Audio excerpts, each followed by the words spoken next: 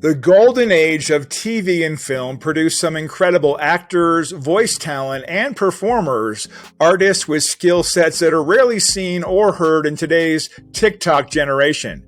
Well, my guest today is here to talk about a phenomenally talented woman who had an incredibly villainous voice and was able to make a highly successful career spanning multiple decades, predominantly with her voice acting skills. And today's guest even wrote a biography about this amazing artist, and we're going to meet her after this. MJ Wolf here, and welcome to the Wolf Den.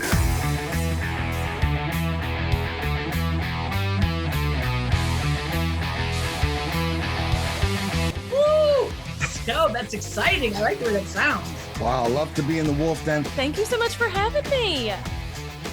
You are in the Wolf Den. What's up, what's up, what's up? Glad to be here, MJ. Hosted by MJ Wolf. Hey everyone, my guest today is Dr. Lona Bailey, a biographer and PhD who just released her latest book, The Voice of Villainy, the Betty Lou Gerson Story. This is a biography of the original Cruella de Vil in Disney's 1961 classic production, 101 Dalmatians.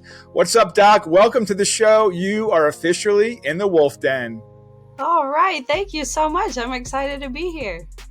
Well, thanks for being here. And before we get into talking about this book and Betty Lou Gerson's career, we're going to start a new series today called Faves, which is your 5 favorites. We get to know our guests a little more on a personal level. So we're going to start with your 5 favorites. And the first of the 5 is your favorite band or musical artist. Oh, that's a really good question. I think I would have to go with Bonnie Raitt on that. Yeah, she is wonderful, and I actually had the opportunity to meet her as a teenager, and she was incredible. So she's probably my favorite. Is she classified as country, you think? What was she classified as? Kind of like independent, I guess? Yeah, I guess so. Yeah, she does a little bit of everything, really. All right. Now, question number 2, favorite movie. Ooh, favorite movie. So, of course, I really like the older movies. So I think I would have to say, gee, that's hard. I really like this maybe lesser known film called Flamingo Road. I remember that film. Yeah, I do remember that. Yeah, okay. It stars Joan Crawford, and it's a really good one, but maybe not as well known. Okay, it's obvious you like classic talent, and you're kind of like me. I watch all the old movies still because there's nothing good anymore nowadays. Right. All right. Number 3, travel spot. If you can go anywhere in the world for your vacation, where would it be? Oh, I think any beach, anywhere. We're kind of located pretty far from any beach. I think the closest one is maybe like 7 or 8 hours from us. So yeah, any beach, anywhere is my favorite. Okay, I'll agree with you there. And now food. Let's say you're on death row. You've got one meal. Let's say one food item to have. Hopefully, you're never on death row. What is that food item going to be?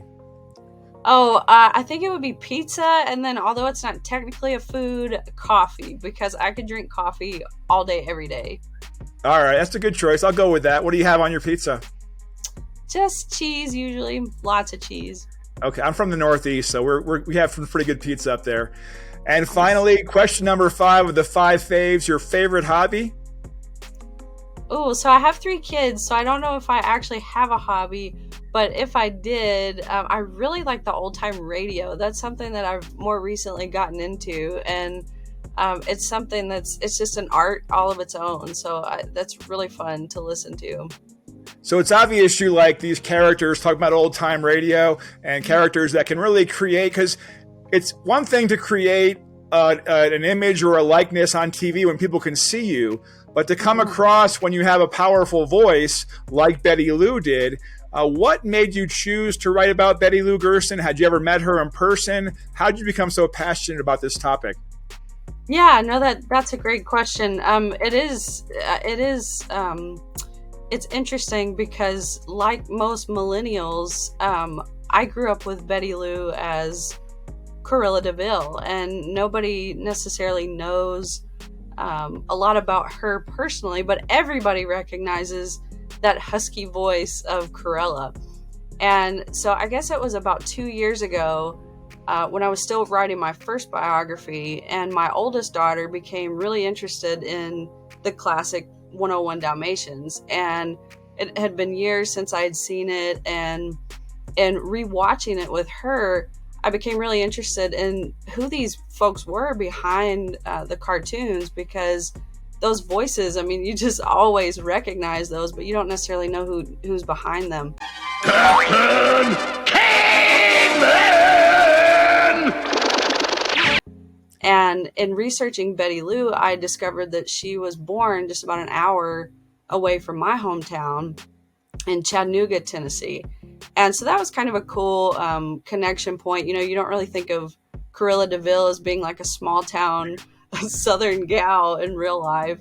But she, just in kind of researching some of her basic history and her career, you know, I realized she didn't have a biography, and there just wasn't really a lot about her personally.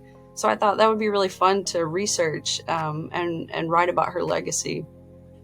Well, it's incredible that you did this. And for my viewers who don't know, or who may be a little younger, let's give a listen to Betty Lou, one of her performances from the Cruella de Vil character. Take a look at this clip from 101 Dalmatians. Well, now, what have we here? Well, so they thought they could outwit Cruella.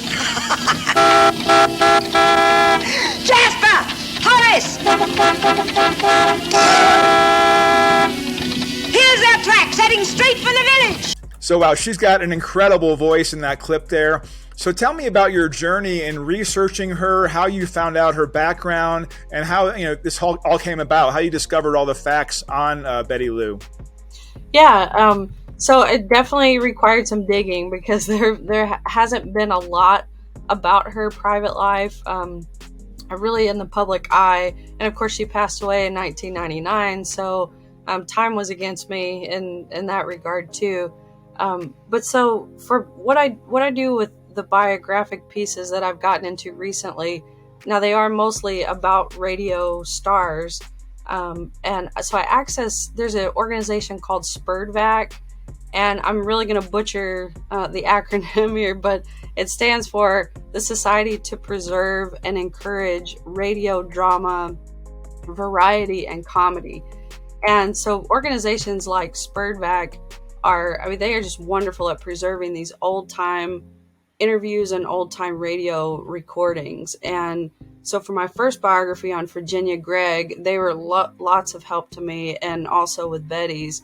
So a lot of my research started with them, and I was able to access some old interviews with her and radio clips that were certainly before her Cruella days. And so in getting to see her range and just knowing her as an artist beyond Cruella de Vil was just fascinating. And so in a way, I feel like I kind of got to know her, in a sense. That's amazing. And were you able to connect with any of her relatives? Are they aware of this story, that you've done this?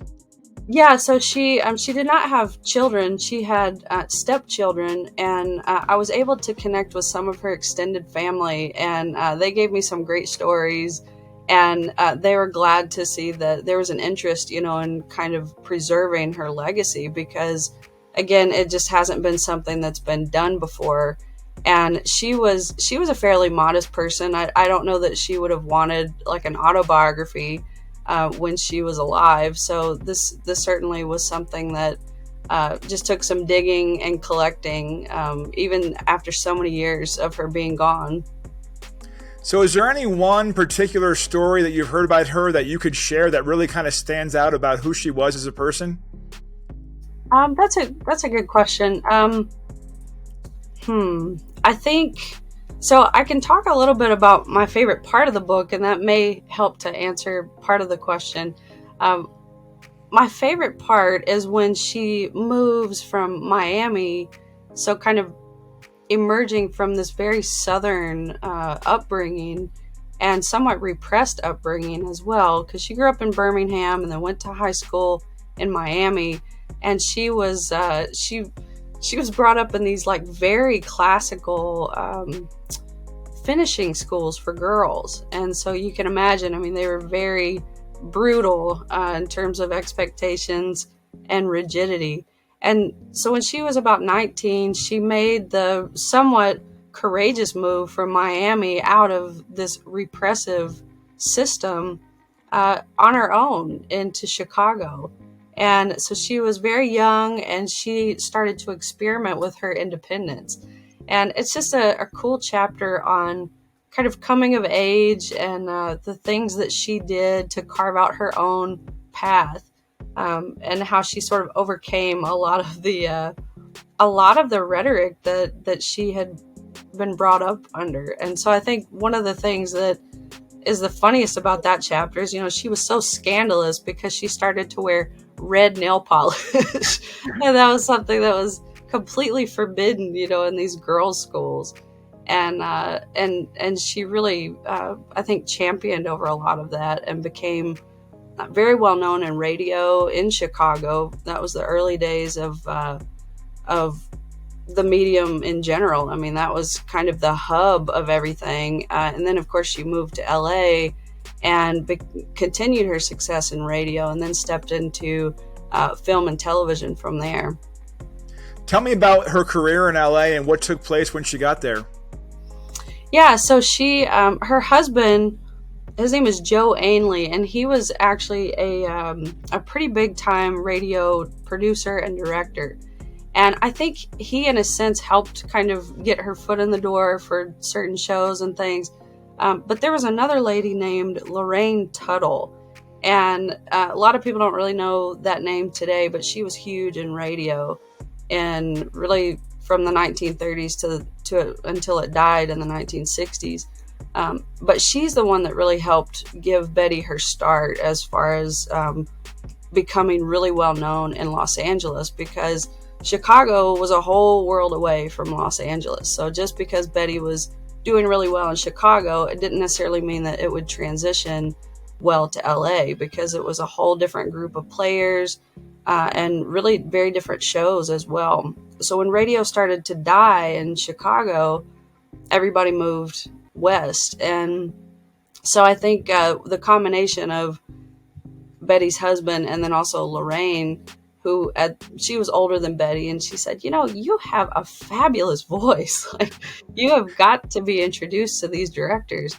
And I wouldn't say that Betty really achieved stardom maybe in the way that we would think of stardom, but she had a very successful career kind of on her own terms, which I think for that era was pretty phenomenal for a woman. And what TV project was she involved in? So she did a lot of like Dick Van Dyke. She did Hazel. There was a program called Gangbusters that she did for a while. There were some programs that actually started on radio and they kind of transitioned into like these TV versions as radio started to fade out. And she did a few of those as well. But Disney, was the biggest thing for her, even though I don't know if she really realized it. Because to her, Cruella was just kind of another part. She wasn't intending to make history, I don't believe. But, she was in Cinderella, and then she was also, of course, Cruella. And then her last film was a Disney production called Cats Don't Dance. And that was in 97. Of course, she died in 99. Okay, and is there anything majorly surprising you learned about her or her career throughout researching this project? Yeah, actually a couple of things. One is I learned that she was a private and sort of accidental acting coach to a young girl in the 1950s who went on to become like a national, if not global, sensation. And so I don't want to give the name away because I really want people to buy the book, but it's a really interesting story and really cool to see that Betty's student kind of surpassed her in stardom. But it all started, I think, with this relationship that they had as acting coach and student. So that's a really cool piece of trivia that I learned. All right, let's not give that away. We're going to save some stuff for people to buy the book. And I'm going to share your book and the rest of your information after we do today's subscriber giveaway. This is our Winterview series. You're going to help me, Doc. Let's get started. All right. Okay, guys, here we are again with our Winterview giveaway. If you're not registered, go through winterview.win. It's free to sign up. You won't be added to any spam list. Just put in your name, your email, and your YouTube username and your YouTube link, and we'll get you signed up. Today's winner is going to win $25 via Amazon gift card or a PayPal payment. I've got 3 names right here. We've got Lexi Zart. We've got Duck Wang. And we've got our friend Ariel Casana, one of our regular subscribers. We're going to hide all these from Dr. Lana. All right, pick a cup 1 through 3. I'm going to go with 2. Cup 2. And the winner is Duck Wong. Duck, I will be in touch with you to PayPal you $25 or give you an Amazon gift card. Congratulations. Again, if you're not registered, go through winterview.win. We're giving away money on every interview, guys. There's no reason not to sign up. Now, Doc, before we let you go, I want to share down below here, we're going to put the link to your book, which is on Amazon. Is it anywhere else they need to know about? Nope, just Amazon for now. Okay, now as your career progresses, do you hope to do more biographies? What's your plans in the future? Yeah, I definitely hope to. I'm working on another gal from the golden era of radio right now, and it should be out later this year.